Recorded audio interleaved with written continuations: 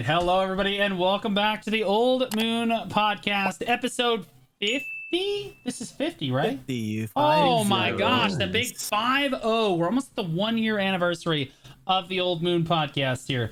Yeah, no, I'm Blue Squadron, as always, joined as always with J-Kun. Hi, my name is J-Kun. I'm Awakened Wisdomain with 765 gear score. I do a lot of endgame PvP content such as Olin's, Valley, Dungeons. I recently set up ChatGPT with my little raccoon pet. You might also know him as Lil J, and he's amazing. And you can find us over at twitch.tv/JkunVT before the T. Yeah, I know all about your new chat GPT thing. Like I'm gonna need you to show me how to set that up because people are begging me for it. It's crazy. I don't understand why it's such a savage to me. Honestly, I don't understand why it's so mean to me all the time. It's ridiculous. All right, we're also joined by Blonde Bear. Hello, I'm at twitch.tv/blondebear. I'm currently playing Scholar at Olin's, grinding Decade Olin's every morning. I just recently tapped my final T10, the Unicorn, and now I have the Crocodile Sanctuary, which is pretty pog. But yeah, you can catch me. I'm saving Devo earrings until the end of the month, and then me and Garnier are going to be tapping them together for Pen. Right on. Ooh, gosh. Well, I mean... I would love for you to be here for the 1 year podcast anniversary, but if you don't make it because you hit a pen on stream and you don't make it, you know what I mean? It is what it is. And we have a special guest on the podcast with us today. It is... he had a bald cap on and he's wearing Crocs. He does an excellent cut. Yeah, you wouldn't even know the difference. Honestly, you actually wouldn't even know the difference. So similar if you squint. It's disgusting. Yeah, it's crazy. TonyTooGhost, who's been playing the game probably about 6 months now, but like we all consider him still relatively new to the category, but honestly he's becoming more of a veteran at this point, here to give us more of like his new player perspective, because let's be honest, it's been a few years since the rest of us were new players. Tony. Yeah, my name is TonyTooGhost. Like Blue said, I've been here for about 6 months. You can catch me live almost every day at twitch.tv/TonyTooGhost. And I'll be putting out a bunch of new YouTube content very soon as well. Ooh. Thanks for having me on the podcast today. Little teaser for me there. You don't tease me with a good time. Okay. Right on. Well, as you can all see, our very first topic of the day is going to be the new player experiences. So we're all very curious. Tony, when did you start BDO? What were some of the challenges that you kind of faced, like right out of the gate with the game? And then what was the thing that kind of kept you playing? So I started like a few days right before the permanent season changes, and then I took like a week off for a beta. But the biggest thing right out of the gate is there was no PvP at the time for new players. So that was one thing. I spent all my time on Arsha farming my infinite pots, getting my butt kicked every day, and that was kind of the one thing that made me want to grind and get geared as soon as possible, because I was sick of it, always getting beat up on Arsha. But obviously we've seen a lot of changes since then. You know, with the AOS always being here, guild leagues now, that kind of things, more PvP stuff. Another thing is the game was very overwhelming to a new player right out of the gate, not knowing where to grind, what to do, just not know, like there's just so much stuff. Like, I mean, I used crons on Tavalla gear when I first started playing, so that was one thing. Yeah. But you used cronstones on Tuvala gear? Yep. You know, they need to not allow that. This is too. good. We have these guys. That needs to be disallowed. No more cronstones on Tuvala gear. Oh my gosh, bro. Another thing is I came from a gacha game, so swiping was a habit for me. And Which one? I came from Tower of Fantasy. Oh, Little bit of wallet. Yes, exactly. Power of wallet. Yeah, it is a very, very expensive game if you want to compete in any of the real end game content in that game. Like you have to spend tens of thousands of dollars on that game. But yeah, just like the video of you reviewing that guy who spent money in the cash shop buying the T10 horse gear, I have T10 horse gear sitting in my inventory from when I very first started playing this game. So yeah. You Yep. did it too? Did the same thing. Yep. Same exact thing. We gotta fix this, guys. This gotta get fixed. I said this is a problem, bro. They don't know. New players don't know the difference, right? Like like it says DNA, bro. I got the DNA. It is what it is. Like reading's hard for a lot of us. We weren't as hooked on phonics as the other kids in school. So like, what was, in your opinion, like what's the most annoying thing about the new player experience? Kind of like leading all the way up through seasonal. Like as you're learning the game, what did you find most annoying about the game? I think to me, as a new player, the most annoying thing is the fairy system in this game. I hate it. I complain about it. I think it's just such an RNG money pit kind of thing. I really hate the fairy system in this game, and I still hate it to this day. Yeah, it's very hard to get a good fairy unless I feel you get really, really lucky or you swipe. So that to me was the biggest thing. Well, you can technically, actually, you can get it for free. Like you can just roll a tier 4 fairy, right? Or you get a tier 3, you level it, you force it to tier 4, right? And then you just level it up with Lemuria. If it doesn't learn Miraculous tier 5, or it's not what you want, you just mulch it like the rest of the fairies and start again with a new fairy. And you can keep doing this, but it's going to cost you billions to do this. Like it's gonna it's gonna set you back, you know what I mean? So like I really don't know if it's necessarily super viable. It would be more viable for an end game player that's making like really like a lot of money, but like for a new player to like assume that they're gonna do something like that, I would agree with you. The fairies were a little rough. Which quest line did you do, Tony, when you started the game? Which quest line? I started with the regular quest line. The very first, just like the OG quest line. I know some new players start at like Eternal or Land of the Morning Light, and they do get stuck across the ocean with like no way back, I believe.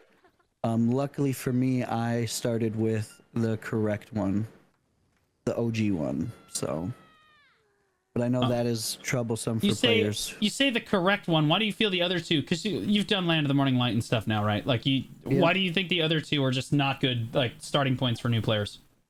I think it's, well, the Eternal and Land of the Morning Light are very, very long quests, and you just get pretty much locked into them, I think. So you're just stuck spamming R the whole time. Like, well, I mean, I'm sorry, is that any different than the Balanos, like Serendia, Calpheon questline? Well, I mean, yeah, that's true, but like you can still get to a certain point and then just kind of go off and get lost for the most part. Eternal's not as bad, but still just a very time-consuming quest line. Land of the Morning Light as well, just very, very long, very time-consuming. Yeah, so at its core, which quest line did you like the most, story-wise? I liked Eternal. I think Eternal is actually one of my favorite spots. And I didn't get to spend a lot of time there because I kind of skipped over all that content, but I really like Eternal. I really like the landscape there, the music. The storyline was actually pretty good. And then Land of the Morning Light would probably be my second favorite place in the game just because of how it looks. But Eternal, yeah, Eternal is actually really, it wasn't bad. I really enjoyed it. Have you done the Odalita quest line yet? Yeah, but I think at that point it was so far that you just kind of were spamming R not paying any attention. Exactly, yeah, I just spammed through it. Yeah, because Odalita's kind of pog.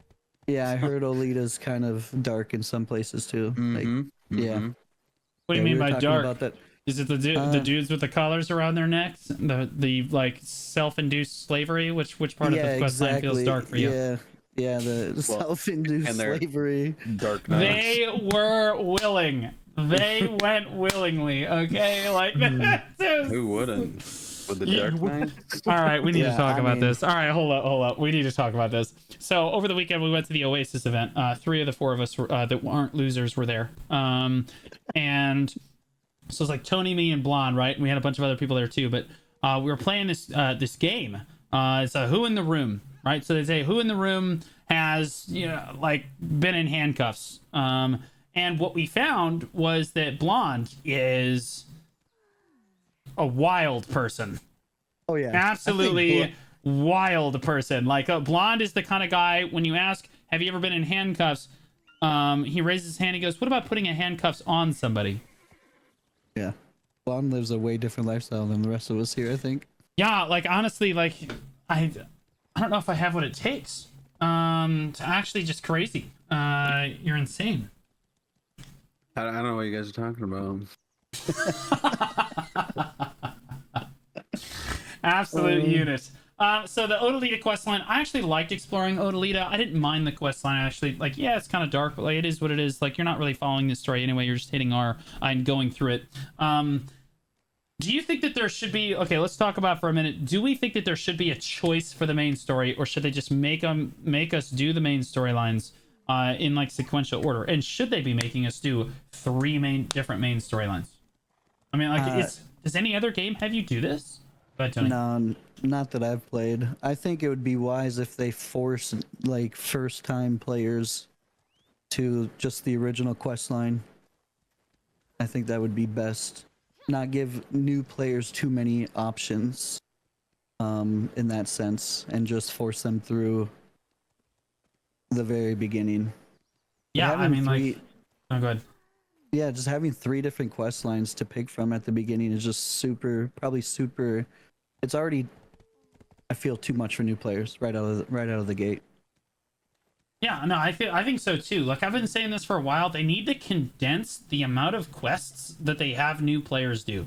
I sincerely think that, like, the questing at a certain point, yes, you want them to do your main story. I get that. But having them do 3 main stories and then lead on top of it. Oh, and by the way, you gotta get my dia done. And then you have the journals, which are more questing, like on top of everything else. Like, I feel like it's so long before a new player actually just gets to go out and do like kind of what they want, because everyone's like, you gotta do the main story, They're like, which one? And you're like, yes. You know what I mean? Like, good luck. Like, you just hit O and just send them on like a 600 quest extravaganza bonanza, and that just kind of sucks. But like, aside from the questing, how'd you feel about the enhancement system? A big complaint of a lot of new players was always that our enhancing system held them back. They didn't want to like get involved with it. Do you feel like Tuvala is a good initiation into that, or do you feel like it needs to be easier? And then, like, do you feel like the enhancement system is too forced? So when I first started playing, there wasn't the changes that because Tuvala gear is super easy to enhance now, with them condensing everything into the time-filled stones. But when I first started playing, it is a lot for a new player. It is a lot. There's a lot. Like, I had to have... Luckily for me, I was a streamer. The community was very, very helpful from when people started discovering me in BDO. So I got super lucky.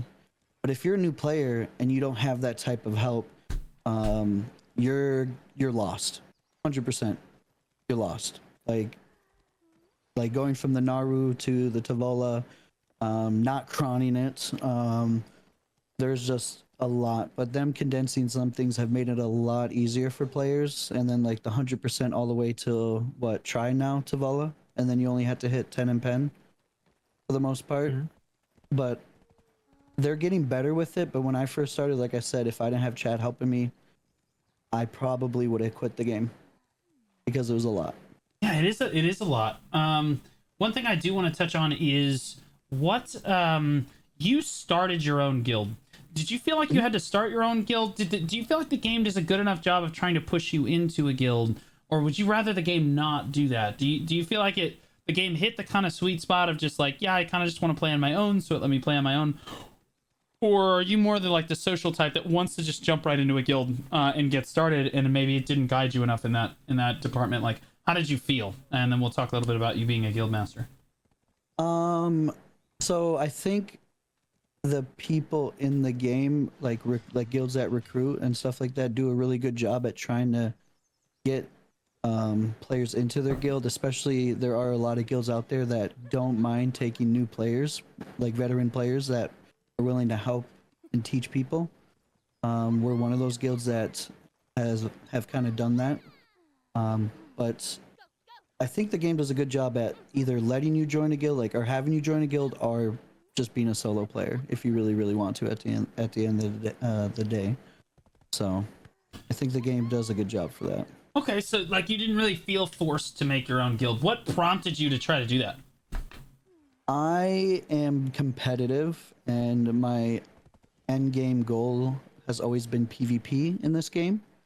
And I wanted to make a guild and just kind of try to make a name for ourselves. Okay, right on. Go ahead, Jay. I was gonna ask, what got you into video in the first place? Like, what did somebody introduce you to it, or just like you saw it on like trailers or something? So I play Tower Fantasy. I stream that game every day. I put about 4K hours of streaming into that game in about less than a year, give or take. And I was part of their content creator program, and they did not treat their content creators well at all. Like, we kind of just, it's just terrible.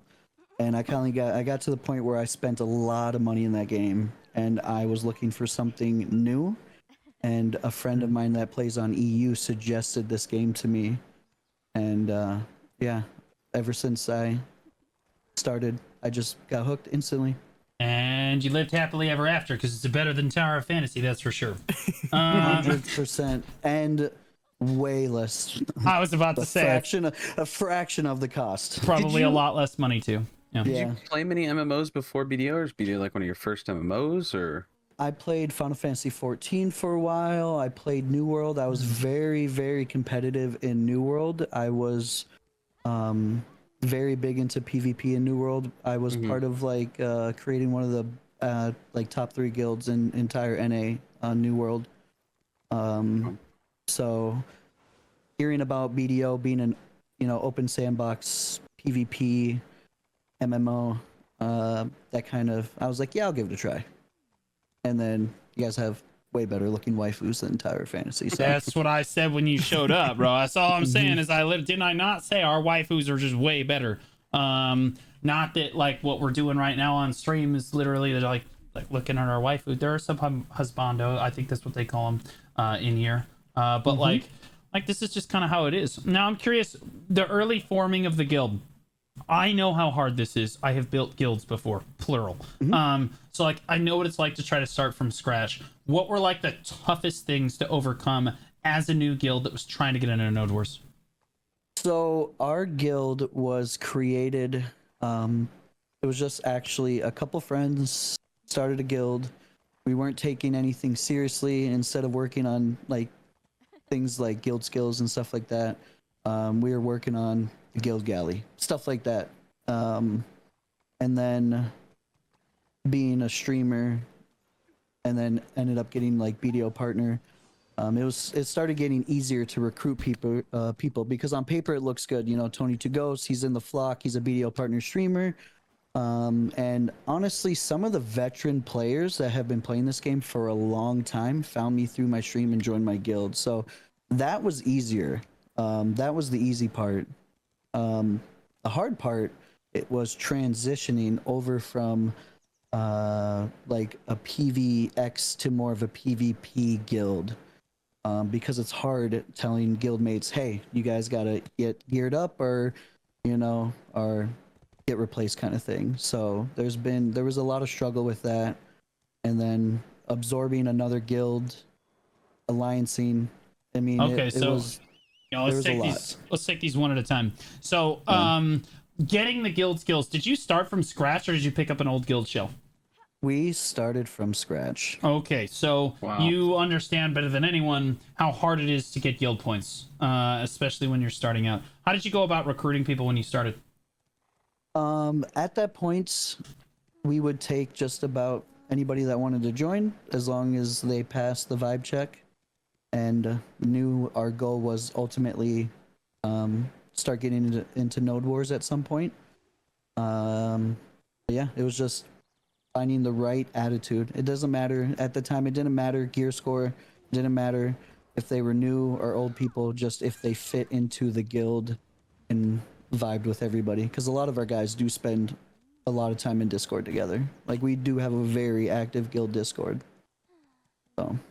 Yeah, I mean I think that's the key, is to try to build like a super active community. Is one of the hardest parts of kind of starting a guild up. Now I forgot, I think I glossed over it a little quickly, but Jay and Blonde, what are your guys' thoughts on like the questing? We'll wrap back around to this.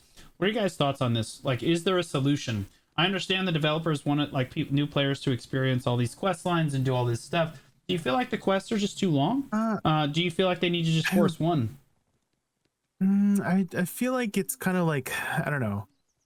It's a result of just the game growing and aging over time, and I don't know if there's like really a way to really not I mean, technically you don't have to do the quests, but maybe they should remove the really core important things that you get from quests and then have them condensed in somewhere. Like, you know how like when you do the Magnus you get like this or that, they could condense all. When you do Odalita you get the 1 AP, when you do Kama you get the 1 DP. Perhaps they should condense all those like core stats and features into one overarching quest line or something, and then all the other quest lines, right, can be just like, I don't know, cosmetic stuff, right? If you finish Odalita you get the some sort of Odalita something, or when you finish Kama you get like I don't know, some sort of cosmetic, so that it doesn't feel like it's forced. Because I do feel like, you know, obviously like if you need to do the Magnus to get the fast travel, to get the global storage, super useful, needed, and then for boss splits you get, sorry, not boss splits, Line of Morning Light, you get the 2 crystals, right? Those are extremely important, and then you got the journals and stuff, right? And so perhaps they should make some of those a little bit more optional and only cosmetic, and then put the important things where it matters, you know? Yeah, no, I completely agree. Yeah, no, go ahead, Blonde. Yeah. I think at the stage that we're in the game, yeah, as much as I would love for everybody to do the story, and I agree with Jay, it's not necessary, so just don't do it. And then when you want the free AP and DP and all that stuff from it, just go do it. But I think that causing players to be forced to do it makes it so they like it even less. And I think it would just be a better system if they took the quests, had a few condensed main story quests that, like, yeah, you get the Magnus, yeah, you get this or that. And then if you want to do the full entire quest lines, then you can do them on your own time if you're interested in it. Leave like the basic stuff, like the pets or the inventory or whatever, that's the free stuff. Obviously I think that you should have to do it once to get the condensed storyline for the seasonals. I think that just kind of makes sense, right? Because it still should be experienced at some point. Just, yeah, if it's an optional thing. I think it's the point that we're at with us having like so many different regions, it shouldn't be necessary. But there are some that have like key knowledge and certain things if you're interested in that. If you're not interested in it, then yeah, I guess you shouldn't really have to do it at this point in the game, because there's just so many stories. And so for a brand new player, they've got to do what, like 9 campaigns that are like 190 quests long. So Yeah. it would be nicer if the quests were done better, and they are revamping some of the old ones and making it better with like the interactive stories and stuff, and that's cool. But for players like that are joining in the middle of this like reform, it's kind of awkward. And so yeah, I think at the point where it just needs to go like to a different stage. All right, now we're gonna go around the circle. We talked about favorite quest line with Tony earlier. Let's talk about what's our least favorite quest line in the game. We'll end with Tony here. Least favorite quest line in the game. Blonde, go first. I think everybody is going to probably choose this one. It's not Valencia 2, excluding Valencia 2. No. The required ones currently, which one's your least favorite? Probably still Valencia Part 1 then. I don't know. Everything else Really? isn't really too bad. Yeah, the desert's just not really a fun thing to traverse, and going through all that stuff and the weird back and forth. I mean, I did it back in the day. A lot of people probably don't like Valencia 1 because you do it a million times because that was the only way to get fail stacks, remember? Like they gave like a bunch of fail stacks to that quest line, and people spammed that to no end. So I haven't done any other quest line multiple times. Like I haven't done Mountain of Eternal more than once. I haven't done Land of the Morning Light more than once. I haven't done Odalita more than, I think, twice. I haven't done Kama more than twice, maybe 3 times. But the ones you've spammed over and over again are pretty bad. You know what I mean? I think Valencia's pretty bad. I think that... okay, well, let's see. Let's hear Jay's first. I kinda, Least favorite. Okay, just like pure... Not necessarily with like how it's done in Calpheon, but just the story of Calpheon is like they went on with like Jordine and stuff. I just feel like Jordine didn't have much of a... Oh my god, he's such a loser. He's such a whiny rat, dude. He's such an unlikable... I can't invest in him. Okay, I think Calpheon's storyline was like, it was made back in what, 2016, 2017, so it's a little older on the storyline. So I feel like BDO didn't really have, like, I feel like Elezra came later, right? They started pushing for Elezra like 2019, 2020, and then she had a way better like antagonist story than Jordine, because Jordine had like, he was a little, I think they wrote him back when they just needed an antagonist on Calpheon. Yes. And still feel, and Calpheon just, it's that, like, yeah, the Belmore possession. I just feel like they just needed someone to be the beg baddie just for Calpheon, whereas Elezra feels a lot more like bigger over in the entirety of the story of the lore. And so maybe they've been trying, like, I think they tried to like fit him in more in Mountains of Eternal Winter.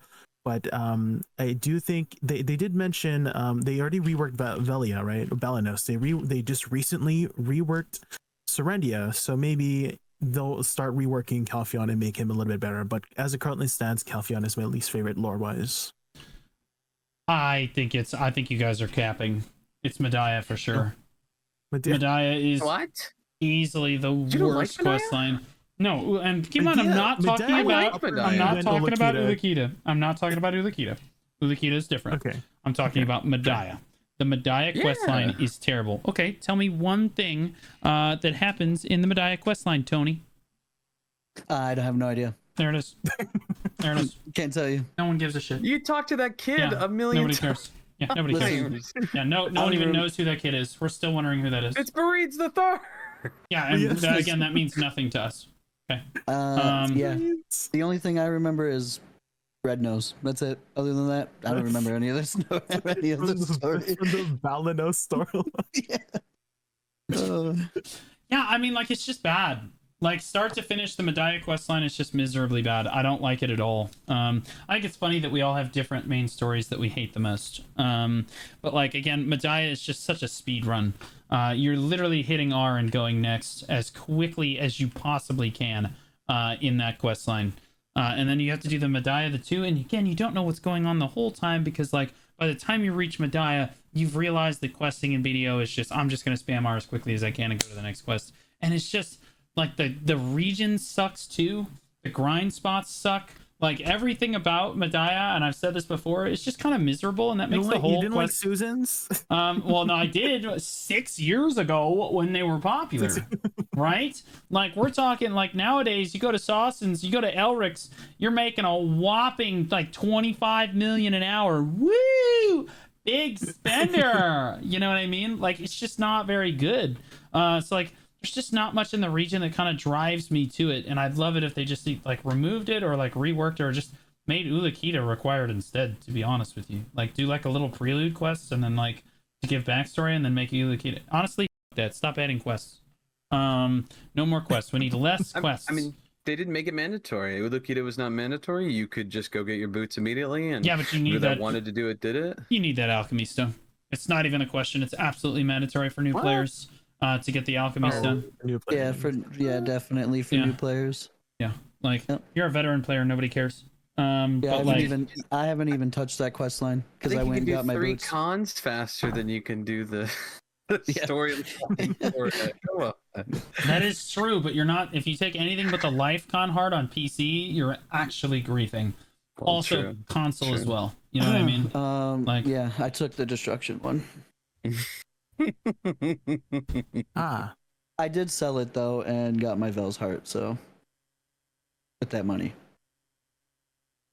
who I bought forgot. it? I forgot that happened. Somebody- Yeah, that's honestly an people buy even better them. question. I People was buy them. going Another to stupid idiot. exalt it. I was gonna exalt it and make a video for you, Blue, just to even troll you harder. But then I was like farming those, whatever they were called, to exalt it. I was like, yeah, no way. So Yeah, I mean that's crazy. So like, did you feel like you felt guided, kind of like with the guild system when you went to go make a guild, Tony? Obviously the guild points is a massive hurdle. How many weeks did it take you to get the guild points to be functional? Because it's tough to. I know it's tough to recruit people at the beginning. You're like, hey, we have guild buffs. We don't have guild buffs. You know, like, hey, we definitely have all the super active community. There's 2 people in Discord. Like you don't really have very much. So like, how long did it take you to get like on the ground and rolling as far as like skill points go? Because like you have to get a bunch of people in the guild so that you can do bigger guild quests, which by the way is fast backwards. As far as like trying to build a foundation for a guild goes, I think that they should structure that differently. But like, how long did it take? So, like I said, when we first started playing, it was just a few of us who just started, and our goals weren't aligned with PvP at the time. But I believe there was an item you can buy to reset the guild skills, and definitely it was like a couple months of progress, and then we finally reset the guild skills and did all the PvP and node war stuff. You had enough reset the guild skills? Yeah, because we did not have any of the Node War guild skills at the time. We did not have any of them. And then we started doing Node Wars, and you did that VOD review and you called us out on not having any of the guild skills. So we Oh my god, so you spent money? No one in the history of the game has ever spent money on the guild skill roll coupon. That is insane. It's like a first time buy. Literally though. I can't even believe to. they sell one in the shop. You know what I mean? Like this is crazy. Like so how long did it take before you had like the passives and the guild skills together? How many weeks? So we still only have we are missing 1, 2, 3, 4, 5, 6, 7 of the top right. So we only have 2 out of the 9 on the top right. But other than that, I mean, it took months, definitely months. Oh my god. Yeah, see, like, and I think that that's a serious problem. I'm going to be honest. I think that's a serious problem. And I think the way that they do guild skills, the way that, let's talk about guild missions for a moment. The fact that, so for those of you that don't understand, if your guild is a certain size, it dictates how large of a guild mission you can actually get done. So if you only have 10 people in your guild, you can only do small guild missions, which give you an extremely small amount of guild EXP. And then as you get more people into your guild, you can actually get more guild EXP by doing like the bigger missions. All of the missions are done solo because they're horrendously designed. But like I'm not even necessarily sure. Like there should be like solo guild missions, and then there should be like guild missions. You know what I mean? Yeah. That like people have to come do, and they should give you massive amount of EXP and stuff. I think that they need to standardize the EXP among all the guild skills, mainly because it's already super hard to start building your own guild in the first place. Trying to recruit people, you essentially have to lie to a new player. Like, without mincing words, you're essentially lying to people to try to get them in the guild, even to just sit in there as an account that's just sitting in the guild, so that you can pretend to be a bigger guild, so that you can do the bigger guild missions, so that you can get the guild skills. And if you have no one with a carrick, it's going to take a while. On top of the fact that if you hit G and you go through like the guild skills in like the missions in game, this is somebody, one of the listeners just brought this up. The way you find guild missions is so archaic, terrible, and miserable that like I don't even understand how this hasn't been updated yet. To be honest, like they constantly they're trying to buff how like guild missions are done and stuff. For those of you that don't know, the way to get guild missions is they're different on every server, so you can swap servers and the guild missions will be different on the next server, and they give you a mix of different guilds that you can pop for your guild on that server. There's no guarantee that the guild mission that you want to do is going to be here. And I think that, again, this is a horrible... And then the guild missions refresh every, like, what, 5 to 10 minutes, as shown by the timer right here. And so, like, you have entire, like, group chats, like the sailing group chat, like the Dancing Marlin Tavern or whatever. He's literally dedicated to telling people where all the sea monster missions are so that people can go pick them up. So yeah, so the missions refresh every 10 minutes, and the people always have to tell you on different servers what guild skills you're going to run, or like what guild missions are on that channel and what size the guild mission is. In my opinion, all of the guild missions should be available on every server all the time. And if people want to run, I'm going to go out and gather and I want to support the guild and do that, I should be able to just pop a gathering mission and get that done. Like, as it is right now, there are basically only combat guild missions. The life guild missions are a complete joke. You can go out and gather roofstone. They're relatively easy, but no one does these. There's like, you see how there's only 3 offered on this server, and then there's 3 full pages of combat missions. The trading missions, obviously, that's been removed from the game, so nobody cares. But like, this stuff is archaic, and like, this is the system that new players like want to jump in and do, and like, this is how they're introduced to our game, is this guild mission system with... And by the way, you need like something like 600 guild points or something, or 700 guild points to get basically all the passive and active skills. And that's what new players want. If you're going to recruit a new player to your guild, you have to have these skills. If you don't, no one wants to join your guild.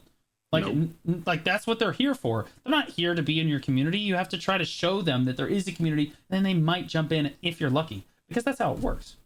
But like, I just like, I think that the guild mission system is kind of miserable. How did you feel about making your elephant? Oh, that was a pain, because apparently we just actually started doing that, because now we're doing T3s. But so you only just started on this journey. This is going to be good. So the thing is I was told by numerous people that there was like a free guild elephant that you would get from the guild manager in Valencia. There is. I don't know. I can't. There's no mission for me for that. You have to turn turn all quests on. Yep, I did that. We did. I had 2 other leaders from our alliances in my stream, or in my in my Discord, just streaming to them. All missions are on, and it's just not there. Well, they did change it recently. They may have just removed it altogether, and it's really easy, because all it's going to do is it's going to give you a it's just going to give you like a T1 elephant, which is already like a joke. You just go out and catch one. So yeah, like, we already had our guildies making elephants. We're already through that process. We just got our 2 guild houses to be able to craft the gear, hold the elephants type of thing. So yeah, we started doing that. Yep. Oh, okay. So like, which guild house did you buy? How much money did it cost you? We did the ones in Valencia, and I think the first one was like 50 million, and the second one was like 100 million. So we put bids up and got them instantly, actually. In Valencia? So, yeah, in Valencia. Yeah. So a lot of people, don't know this, but you can actually go through, like, you can buy a guild house through the guild auction system in Sandgrain Bazaar, and you can actually get a really, really cheap guild house, because by cadres, like that will help you make Valencia elephants too. It's a little more inconvenient because you're not in the middle of a city, but like, it's way cheaper, and not very many people know about that. But you only really need, this is like super specific guild knowledge, like going to bid. Did you have to look up a guide or something, like to go bid on a guild auction house, or what happened? Nope, just bid. Was looking at like the bid page, and we got lucky. Maybe we just got lucky, and I bid like, I think it was like 50 mil and then 100 mil for the second one, and yeah, we got it within like the 17 hours after the bidding. So it wasn't a struggle at all. Yeah, well, I mean, how did you know when to put the bid in? No idea.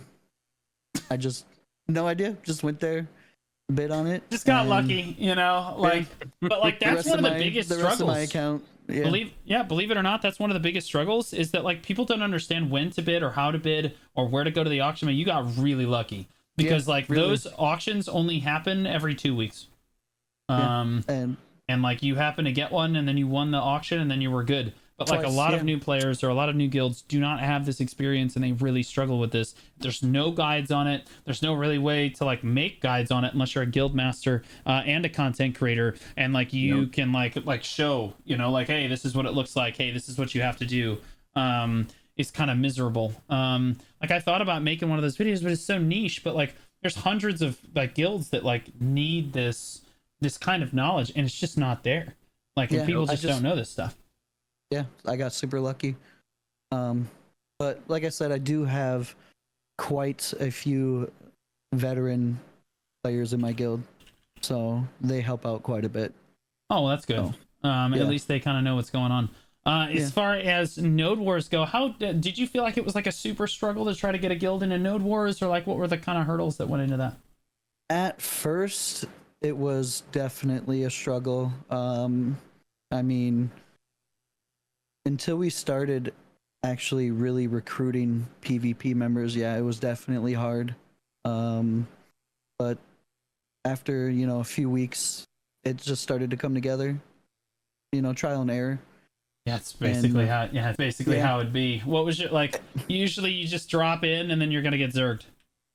We our very first time dropping in, we dropped in an uncapped just to try to snipe a spot, and we immediately got zerged off by Omni.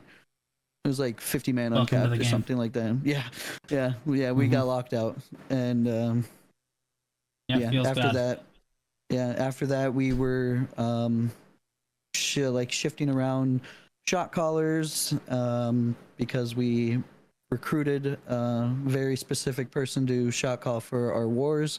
Those couple wars were very rocky because they said they had experience shot calling and they did not. So like the first couple weeks, first month or so, month and a half, it was rough.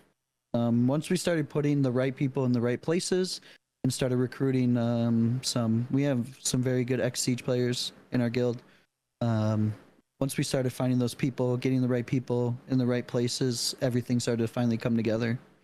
So yeah, I mean, a good shot caller or like an entertaining or a fun shot caller is probably at the core of like forming a new guild and making sure people have fun with Node Wars, because like it doesn't matter if your shot caller's like good, especially when you're a new guild. All that matters is that everybody's having fun, because you're going to lose. Like you're 100% you're gonna lose, and that's just the way that it goes. But like it's a very delicate thing. New players like first PvP experience is a very formative experience. If they have a bad time, they probably won't try PvP again for a long time, or they'll hate it for a really long time. Just because like, like that's. Go ahead, Jay. Oh no, I was just finish your thought, because I was gonna just finish your thought, and I'll interject after. Yeah. So like a new player is gonna have a very formative experience in their first like Node Wars and their first sieges, or like really they're not gonna go to siege. It's just gonna be T1, T2 Node Wars, GVGs, Battle Arena, stuff like this. And it's extremely important to be like super welcoming and like explain to them that it's okay to get farmed. It's totally fine to die. Getting over that hump of like watching your character just eat the ground is really, really hard. I don't know why, but like a lot of players have like an ego with their character. They don't want to see their character die. Dying is like taboo, a bad thing. But once you get over the fact like, okay, yeah, I'm gonna die, and like the guild thinks that's okay, it's okay to die, and like it can be funny sometimes, like that's when you get people to kind of invest in your guild and have a good time, I think. And that's what a lot of new player guilds, I think, struggle with. They try to get a little bit too like competitive too early.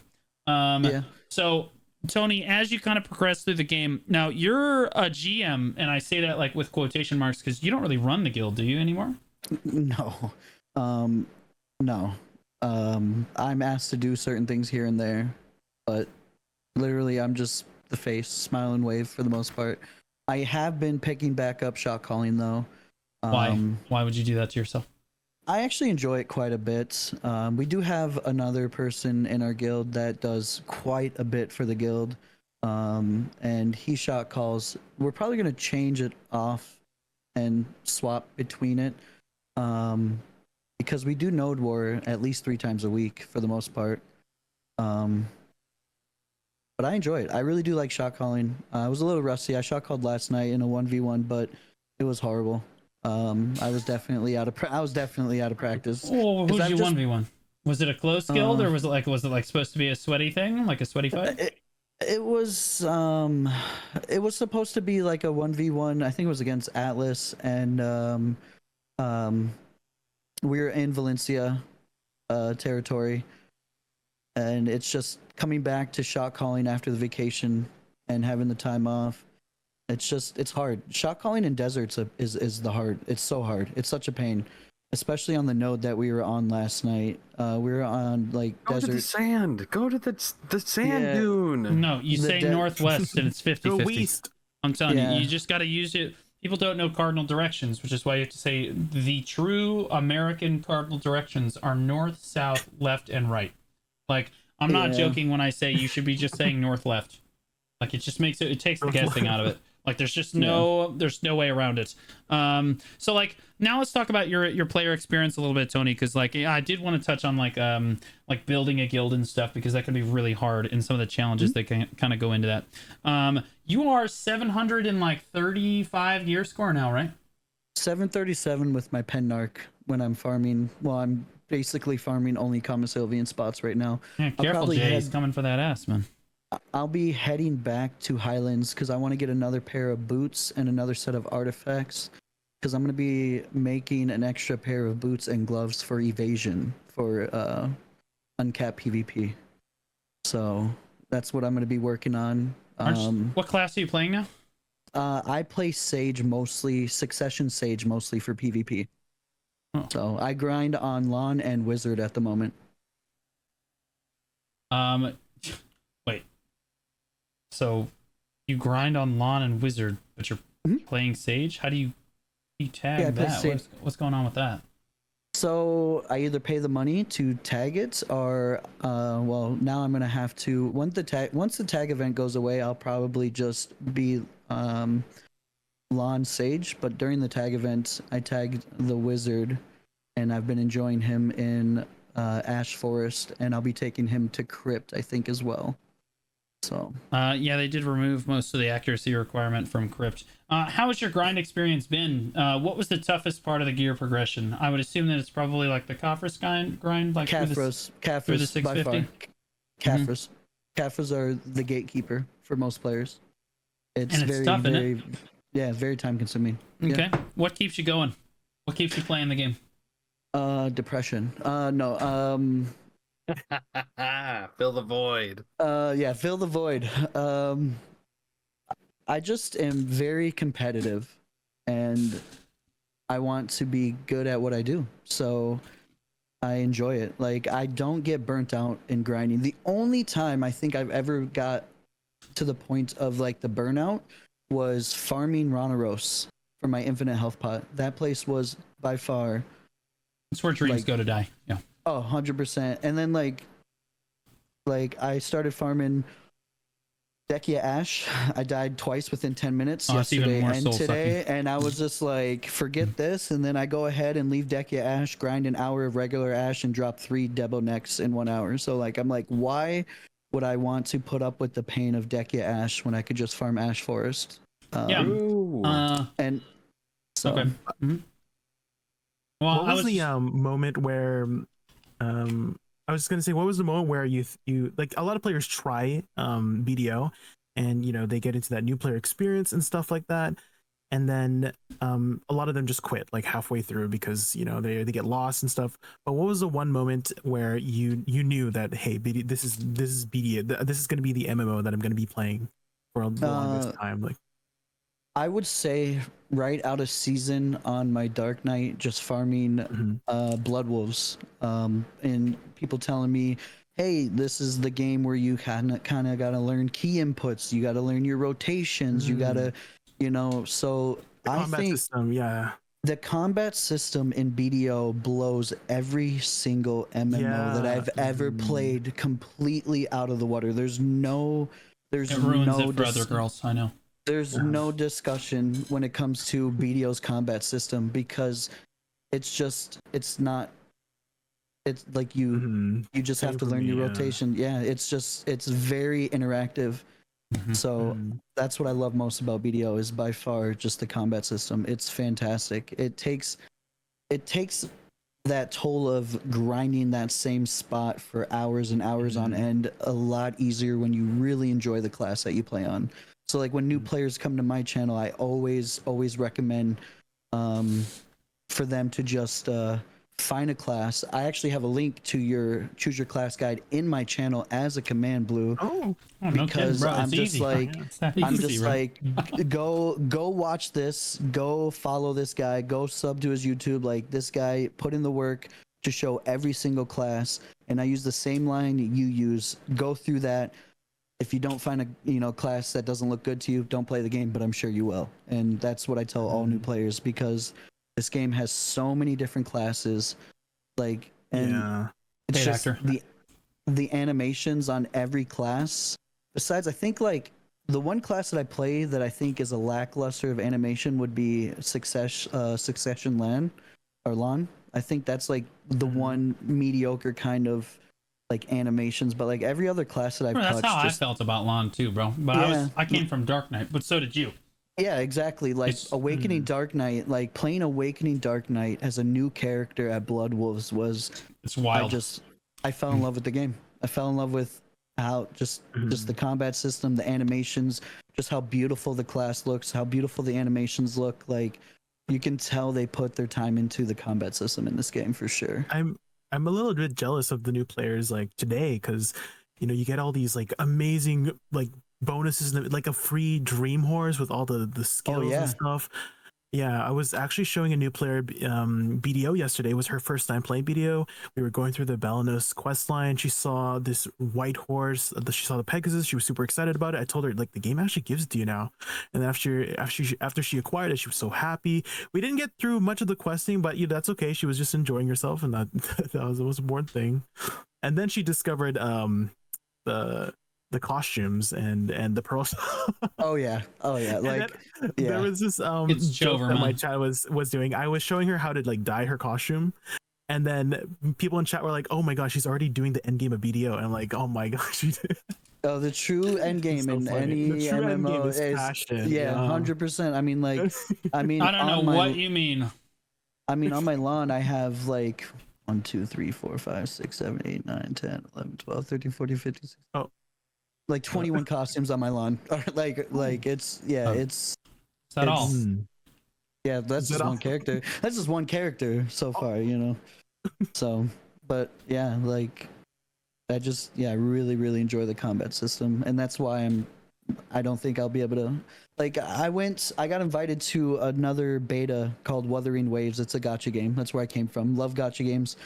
But I went back to play, and I played like 3 hours, and I was like, I can't. The combat's too slow. It's just, it doesn't feel interactive. It just doesn't feel like the game that I've been enjoying for the last 6 months. So like, I just can't see myself going anywhere anytime soon. So. Right on. Yeah, no, like, I mean, like, it's just a fantastic game. Like, what made you roll off a Dark Knight? At the time, I think a Dark Knight. So Dark Knight, the skill ceiling in that class is pretty high. Like min-maxing that class, you definitely got to put the time in. And I didn't want to put the time in min-maxing Dark Knight when I could play something a little more low APM and get my gains. That's what I wanted to do. I wanted to more focus on just gear progression. I do see myself going back to Dark Knight at some point though, because it is still by far my favorite class in the game. Awakening Dark Knight is my favorite. But I rolled off Dark Knight and I went to Awakening Lawn, and then when I hit my main hand Pen BS, I rolled to Succession. And Succession Lawn is, like I said, besides the lack of like animations on Lawn, it's a really good class in PvE and PvP. It's just super good. And I was able to farm like much tougher spots to get my gear progression. Like I was doing, I think I did Darkseeker's Retreat, and I was 301 AP, 395 DP, and the requirements are, a little higher than that. And I had like I didn't struggle out there at all on lawn. So like it made it a little easier for me. While Dark Knight is a lot more of a glass cannon type class. So instead of struggling, I was able to make your progression probably just faster and easier. So right on. And it certainly helps to be absolutely carried out of your entire mind. Honestly, Yeah. getting like being reported all the time must be exhausting. Every day I get called RNG carried all the time, always. Tony, it's because you are. I know. I know. And I just want you to know, I want to be called RNG carried. Someday they will be able to call me RNG carried when I get something. I used to take offense at it a little bit at first. I'm like, I'm not RNG carried. I mean, I've done nothing but grind since I started playing this game. But better than being on the other side of RNG carried. I am in fact RNG carried. I mean, I'm triple pen black star already. I got my compass in 82 hours. Like, yeah, I'm carried, very carried in this game. My first very big moment of getting carried in this game is I think I wasn't even playing the game 2 weeks, maybe 10 days at the time. And they had the moon event going on. We had to put the 3 pieces, the red, the blue, the yellow piece of the moon together. You open it up, you get a goodie. Well, I got a boss bag, and I pulled the Garmoth's heart from that moon fragment event within 10 days of playing this game. And I'm like, do I sell this? Do I keep this? What is this? You know? So, yeah. So. Yeah, I mean, like you got Garmoths, you got Vels, you got your Black Stars. I mean, it's just been absolutely kind of a ride. Yeah. For you. But I'm full silent fallen god at the moment too. Yeah. Right on. So are you still recruiting for the flock? Give us an advertisement. We are in fact still recruiting. We are looking for more experienced PvP members at this time. We're going to be definitely more strict on who we take going forward. We are doing T3s and Siege. We definitely want some more veteran players. So that's what we're looking for. Okay. You want my professional advice? Yeah. As someone that's built many guilds, you're not looking for professional players. You're not looking for veteran players. You never want to recruit veteran players. You know why? Because they're guild hopping rats. Most of the veteran players in BDO, they join your guild, they chill out for a while, and then they leave because they're not loyal to you. They built their game experience in another guild. What you want to do is you want to take a new player and you want to show them how to play the game. Because you invest in them, right? Like what people don't understand is people always think that it's reversed, like it's a privilege being in our guild. No. It's a privilege to have those players playing in your guild. That's the way that you basically need to think about it. And like the way you pay them is, hey, we're going to show you how to play the game. And the exchange is they get to actually play in a reasonably competitive Node War guild for the first time. What that does is it also builds loyalty to your guild, and people stay. The vast majority of people will not leave if you build your community around that kind of a concept like that. We definitely have gotten lucky and gotten some very experienced players that have stuck around and have put in a lot of effort and a lot of work to be competitive in Node Wars. So we've gotten really lucky, I think, with the people that we've gotten. But I'm not always against taking new players. But what I'm looking for are for players that know their classes, that know their super armors, that know their frontal guards, that know, know those type of things. That's what we're looking for. Those type of players right now. Why do you need that?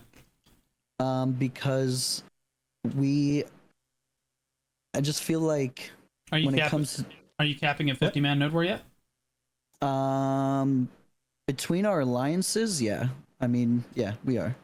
Okay. Are you capping an 85-man Node War yet? No. Okay, there you go. The bodies are useful. How many days a week can you cap a 50?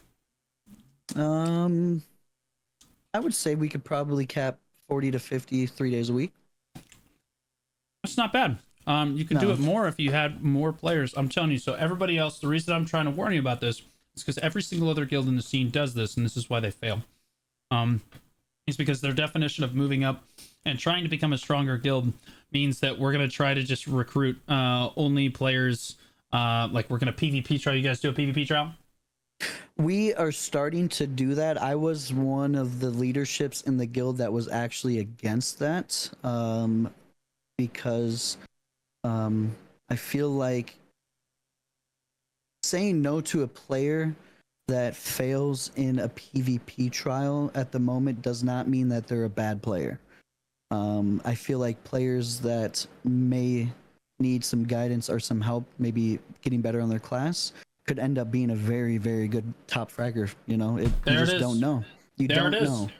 That's why you don't necessarily need a veteran player. You need players that are eager. You need ambition.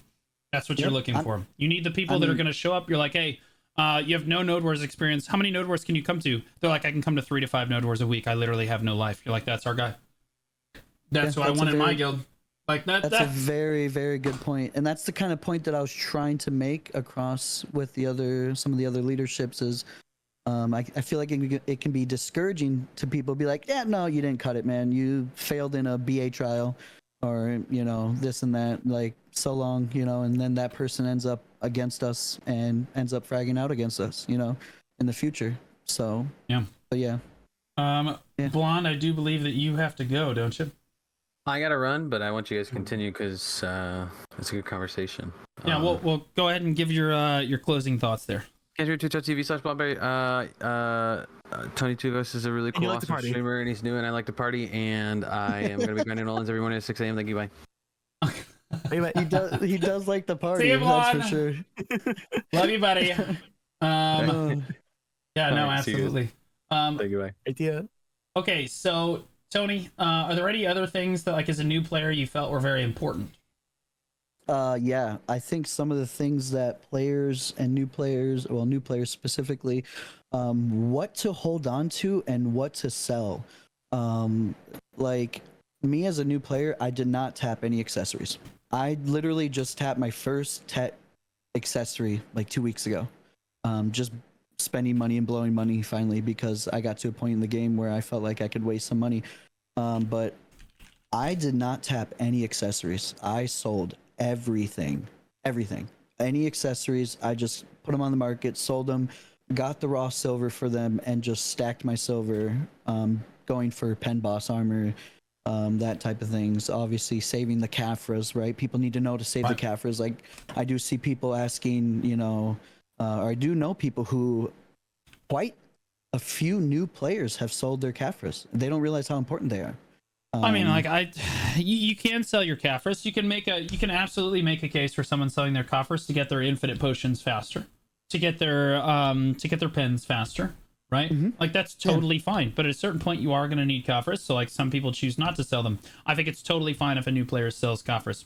If a new player's vendoring Cron Stones, we have another issue entirely, right? Or using Cron Stones on Tuvala gear, is actually just disgusting. So, like, how do you feel like they should, like, improve it? Do you have any thoughts on, like, improving it? Like, the simplification thing is helping for sure, but, like, knowing when to save and when to throw items away. That's a tough one because it's definitely, I feel like that's a player by player kind of thing. Like me, who has nothing to do in my life but play BDO and stream this game every day, I look at this game at a much different approach than somebody who may only have an hour or two a day, or even only a couple hours a week of playing this game. Right. So, like, I'm able to spend the time grinding literally everything out. Like, buying the infinite health pot and the mana pot, I would never. I have the time to go grind it. I'm just gonna go grind it out. And that's what I did. I graduated right out of season. And, like, another thing is people don't know when to graduate their character, or may graduate their character too early when they could spend more time on a seasonal server where it's a little more peaceful, grinding out those infinite health pots or other things that they might want to grind, or on the servers. What are the Olivia servers, like spending time on those. Olivia. But like me, who has the amount of hours a day, I don't want to spend money on things that I can grind in game. So grinding out my infinite health pots, not only am I getting the health pots by grinding them out, I'm making, I made a decent amount of money in certain spots. Like Blood Wolves was good money for me. Shurikens is like an okay place to burn Agris at nighttime if you want to as a new player. The money's not bad there. Manshrooms, I made good money at Manshrooms. Ronaros, I forget that place. Tashira, I got lucky and didn't have to spend much time there because I got one of the full drops from Tashira. But like a couple of those places are actually good money spots for new players. So, but if you're a player who only has a certain amount of time a week, you definitely have to look at the game differently than somebody who can spend 6, 8, 10 hours a day grinding this game. So I think it's definitely a player by player basis. Yeah, no, I completely agree. I think every player is going to find something different when they kind of come into the game. And like, do you have any advice for new players? Biggest advice. Don't be afraid to ask questions. Who should they go to? Mm-hmm. Like, if you're a new player spawning into the game, let's say that you're not super hip on Twitch or YouTube. Like, where do you think they should go for help? So the thing is I would say world chat, but you have to have megaphones. Oh, you're to talk crazy. in world chat. There's no way you're about to tell a new player to go into world chat. But I mean, if I was a new player and I was completely lost on this game, I would be scouring YouTube. I would be on Twitch trying to find streamers that, even small streamers, you can go to big streamers, but a lot of time, you know, big streamers miss that question, right? You know, just because their chat's moving kind of fast. But I would just be in people's stream. I would go to just a numerous amount of different streams and ask the same question. Even if somebody gave me an answer, I would go to another streamer and ask the same question just to see what type of response that I got. Because in-game asking for help can be very detrimental because people will roast the shit out of you in this game. So if you're a new player, and I would just be on YouTube, Google, in Twitch streamers and asking. I would ask the same question to different streamers just to see what type of responses I got. I think that's like Also, the if you're a only new way. player and you look at a class and you think it looks cool and you think you're gonna have fun in that class, try it out. Don't listen to the other people who are like, "Oh, that class sucks. Don't play it." But like, play it, have fun with the game. Don't listen to those people. Yep, exactly. 100%. I agree with Jay on that one. Play what you have fun with. Do not listen to the meta. Meta does not matter. That's mid-maxing, late game, if anything, type of stuff. You're a new player, try out. There's the trial characters for a reason. Try them out. If you care about the meta, that's okay. But like, don't tell other people. Like, you know, don't tell other people how to play the game, right? If you have any respect for your own autonomy to make your own decisions, also respect other people's autonomy to make their own decisions. Oh, we don't do that in America. We have to tell people how to do things. Yeah. That's the best advice I can always give people too. The reason I put so much work into the choose your class guides, because that was like hundreds of hours of work to get those what looked like very simple videos done with like the correct information, is because if a player chooses the correct class the first time, they're so much more likely to just stick with the game. Right? How many players have we lost because they 100%. chose the incorrect class? Like, because like we as creators didn't have a good enough intro to the game, basically. You know what I mean? Like, now if they're not about the content creator life, let's say they don't want to get on YouTube, they don't want to get on Twitch, what's the resource that a new player should use?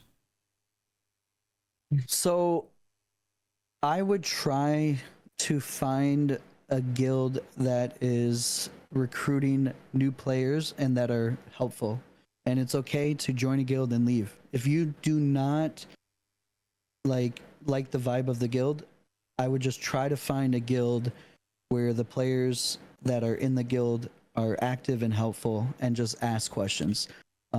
You have to. I think that's like the only way to get help in this game, is by finding a good guild that's willing to take the time out of their day to guide these new players. And there are guilds out there like that. There's many of them. But you Absolutely. just like, do not be afraid to join a guild and then leave. Like, if you don't like it, just get out of there, you know, and then try again. And you'll find a place. You'll find people that are helpful. Every MMO, there's always going to be people who don't care, and then you're always going to find people that want to help new players because they want their game to thrive. They want new players to feel welcome. They want, you know, the community and like just the game to keep growing. So definitely find a guild that is willing to help new players for sure. I think that's like the only resource a player has if they don't like the social media stuff.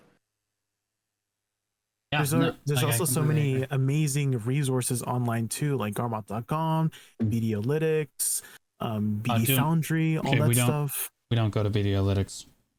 Oh, They don't? embed the shit out of their stream. Oh, Media, yeah, oh. no.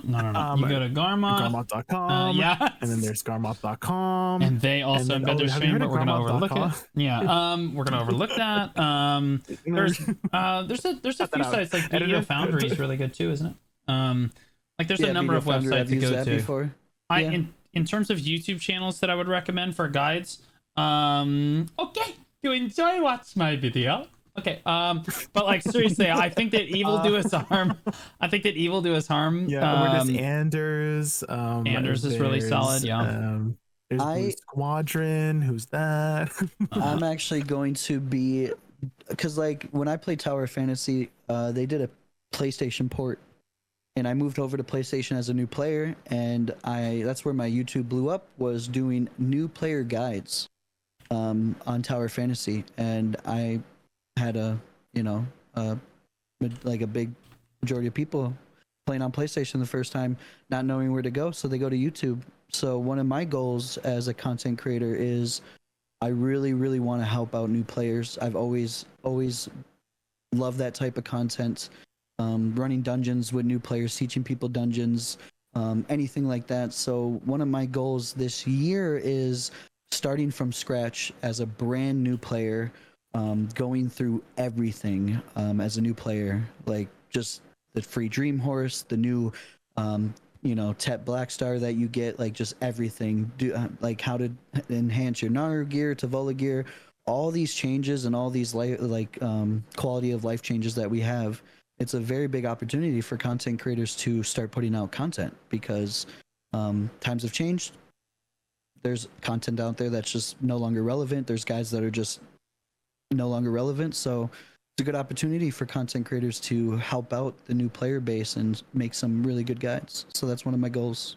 guides are kind of hard though. They require a lot of effort. You can just tell somebody repeatedly in Twitch chat over for Choice, for example. Choice has been telling people the same thing for the last 10 years. Yeah, that's why. That's And around and around he goes.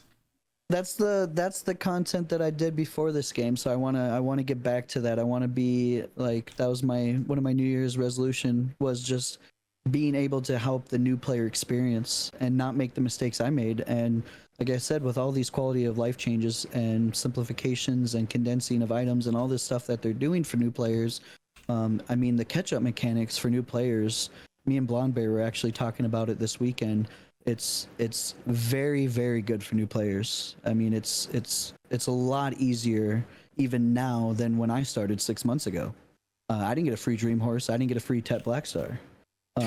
Until don't 6 even months later. Don't even start. You got a free pen, Black Star. Shut your mouth, Tony. 3 of them. Yeah, I'm sorry. like you, like it's a joke. Dude's actually complaining over here. It's actually insane. Yeah, no, like so okay, so that's all the advice and everything. Anything final you want to shout out? Maybe like advertise for the flock. Give yourself a shout out here. We'll do closing thoughts here. Yeah, so once again, you guys can catch me on YouTube very soon with some new guides at TonyTooGhost. If you guys are looking for a very chill, good vibe environment and want a node war, we are doing T3s and Siege. You guys can come try out, check out the vibe, see what it's like. But we would happy to have some nice, good players for T3s and Siege. So join the flock. Absolutely, and then shout yourself out. Yep, my name is TonyTooGhost. Catch me live every day. I usually go live around 12 p.m. Eastern. I may start a little later because I'm going to be working on YouTube early in the morning, but you can catch me live every day at twitch.tv/TonyTooGhost. It do be like that with the YouTubes. All right, and Jay-Kun, closing thoughts. I know we talked a lot with Tony this time, but like closing thoughts on like new players and I've been stuff. enjoying. Closing thoughts is thank you, Tony, for coming on and talk with us. I'm Jay-Kun, and this is Lil J, and you can find us at twitch.tv/Jaykun at VT, V before the T. And this is Daddy's Little Meatball, Blue Squadron. You can find me at twitch.tv/Norelio. YouTube.com/Blue Squadron Live. Guys, there's always new YouTube videos every single day. There's always something new going on my channel, on my social medias as well. I'm trying to pop off on Twitter too. Trying to work on that Instagram. We just went on a lot of trips and we just posted a lot of pictures to Instagram as well. We've also got really funny reels and stuff on there as well. We're going to be doing a T10 attempt here in a few minutes. And then I'm going to try to collab with that guy that spent like $700 in his first day or whatever in his first 3 days. I'm going to try to kind of jump in a call with him here in a few minutes. And then, yeah, and we'll do a patch note rundown. Oh, you gotta watch this, Jay. It's great. Hercules. It's good stuff. He man. went offline. Okay, I'll get him next time then. It's fine. His name's Hercules. Yeah, you should watch the video. It's really good. It's really, really solid. But from all of us here at the Old Moon Podcast, have a great rest of your week. Oh my God. It's those Pringles.